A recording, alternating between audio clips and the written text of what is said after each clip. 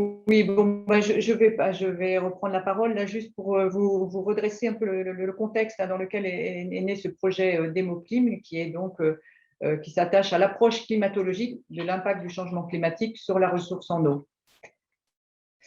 Donc voilà, le cadre de réflexion, hein, dans lequel a émergé ce projet, c'est que en 2018 à peu près, donc le CRESEP s'est impliqué sur les questions d'impact du changement climatique sur la gestion quantitative de la ressource en eau, suite à des sollicitations notamment des syndicats départementaux. Il y avait le CMG 35, mais aussi les syndicats des autres départements, 22, 56 et puis aussi les interlocuteurs du 29 et quelques territoires qui nous interpellaient sur ces questions-là.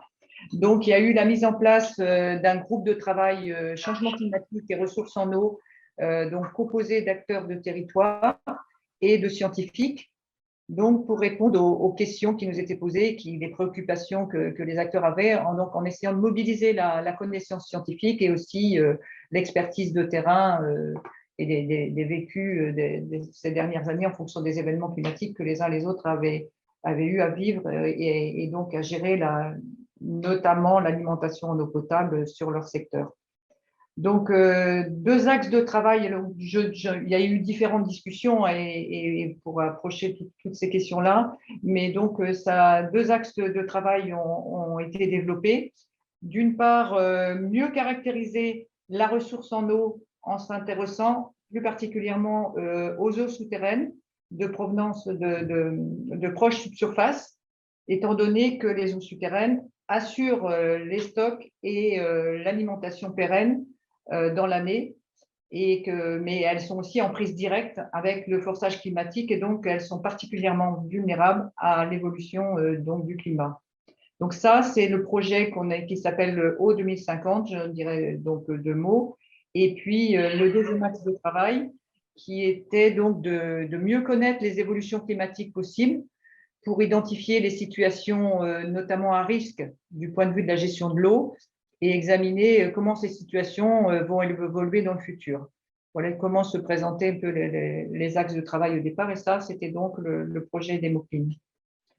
Hop, hop, hop, hop, hop. Donc, juste quelques mots, hein, on ne va pas détailler aujourd'hui, ce n'est pas l'objet, mais c'était juste pour vous resituer ce projet Eau 2050, dont le but était de caractériser les eaux souterraines, puisque c'est un projet qui n'est pas terminé, à l'échelle régionale en fonction des structures géologiques et hydrodynamiques. Et donc d'identifier à partir de cette caractérisation quels sont les processus, enfin les facteurs qu'on peut prendre en compte, les facteurs de premier ordre importants qui permettent de contrôler, qui contrôlent la variabilité de ces comportements hydrologiques. Est-ce que c'est plus la géologie, la géomorphologie, l'hydrodynamique des aquifères, le climat? Et donc ça, c'est donc une approche faite par les scientifiques et donc d'essayer d'identifier bien ces facteurs-là et donc de comprendre in fine les interactions entre climat et géologie pour évaluer donc l'impact des changements climatiques sur la disponibilité de la ressource en eau souterraine. Donc, ce projet Eau 2050, il s'est fait en deux étapes avec un stage de master dont le but était d'explorer les éléments qui permettent d'estimer les stocks d'eau souterraine et leur vidange en lien avec les étiages. Donc, je ne rentre pas dans le détail, mais il y avait notamment de faire une approche des données hydrologiques en analysant plus particulièrement les périodes de récession, c'est-à-dire les périodes où il n'y a plus de précipitations, il y a une décrue et un tarissement. Et donc là où on peut voir l'impact le rôle des eaux souterraines, ça a été fait donc sur 9 bassins versants bretons avec des géologies différentes et donc d'analyse des données de l'ABD Hydro. Et actuellement donc est en cours à la poursuite de ce travail, un travail plus de connaissances scientifiques plus fondamentales au travers d'une thèse où donc Nicolas Cornette, qui mène cette thèse à l'université de Rennes en lien et avec le BRGM, c'est d'extraire le maximum d'informations à partir des données disponibles, c'est-à-dire des débits des rivières, des cartes géologiques et puis lithologiques, de la géomorphologie des bassins versants, enfin, donc ces dimensions nécessaires pour arriver à caractériser ces eaux souterraines. Enfin, et donc de construire in fine un modèle simplifié à l'échelle régionale qui tiendrait compte donc de ces dimensions et qui permettrait de décrire le fonctionnement du milieu souterrain à l'échelle régionale et aussi donc l'effet du changement climatique sur la disponibilité de la ressource. Voilà, donc 2 minutes. Donc, voilà, je vous donne là les références hein, de ce projet que vous pouvez retrouver sur le site internet du CRESEB avec le lien, mais vous aurez donc ça dans le diaporama après aussi. Donc, le projet Démoclim qui nous occupe aujourd'hui. Donc, l'objectif était donc de répondre aux questionnements principaux qui sont quels sont les impacts du changement climatique sur la ressource en eau depuis 1950, quels seront les potentiels impacts du changement climatique à un horizon proche et lointain, et puis aussi quelles sont et seront les évolutions spatiales et temporelles de la ressource en eau à l'échelle de la Bretagne. Aussi, c'était des grandes questions posées. Donc, le choix était donc fait donc en lien donc là avec des travaux donc qui sont portés par l'université de Rennes 2, encadrés par Vincent Dubreuil qui est présent là, et puis Franck Barrère de Météo France.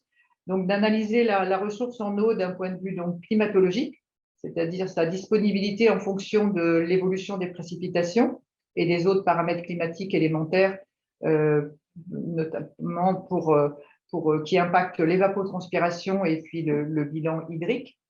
Donc ça, Louis reviendra sur ces aspects-là dans sa présentation, Louis Ambiot. Et donc, au travers de cette analyse, à partir de cette analyse, c'est d'apporter donc comme ça, c'était de définir un cadre méthodologique qui mobilise les données existantes, hein, observées et modélisées, et pour caractériser le climat et alimenter aussi la réflexion, d'avoir des indicateurs pour alimenter la réflexion sur les impacts hydrologiques. Donc là, ce travail a été mené en 2 phases. Hein. Une approche exploratoire à l'occasion d'un stage de master fait par Louis Ambiot, qui a donc proposé une méthode d'analyse des données climatiques à l'échelle régionale. Et donc là, vous voyez et puis de dégager des indicateurs pertinents hein, pour caractériser cette évolution.